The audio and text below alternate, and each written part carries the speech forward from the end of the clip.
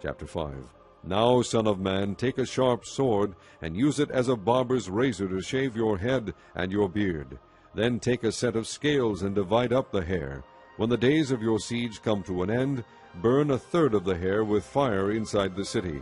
Take a third and strike it with a sword all around the city, and scatter a third to the wind, for I will pursue them with drawn sword. But take a few strands of hair and tuck them away in the folds of your garment. Again, take a few of these and throw them into the fire and burn them up. A fire will spread from there to the whole house of Israel. This is what the sovereign Lord says. This is Jerusalem, which I have set in the center of the nations, with countries all around her. Yet in her wickedness she has rebelled against my laws and decrees more than the nations and countries around her. She has rejected my laws and has not followed my decrees. Therefore this is what the sovereign Lord says. You have been more unruly than the nations around you, and have not followed my decrees or kept my laws. You have not even conformed to the standards of the nations around you.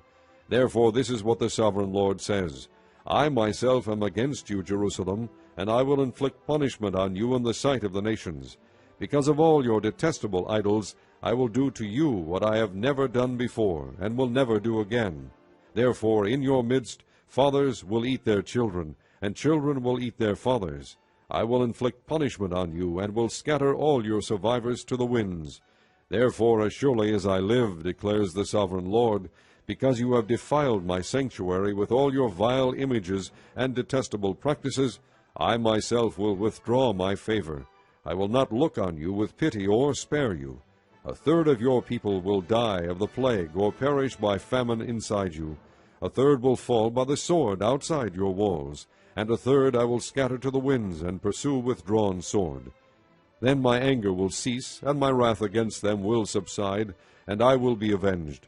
And when I have spent my wrath upon them, they will know that I, the Lord, have spoken in my zeal. I will make you a ruin and a reproach among the nations around you, in the sight of all who pass by. You will be a reproach and a taunt, a warning and an object of horror to the nations around you, when I inflict punishment on you in anger and in wrath and with stinging rebuke. I, the Lord, have spoken. When I shoot at you with my deadly and destructive arrows of famine, I will shoot to destroy you. I will bring more and more famine upon you, and cut off your supply of food. I will send famine and wild beasts against you, and they will leave you childless. Plague and bloodshed will sweep through you, and I will bring the sword against you. I, the Lord, have spoken.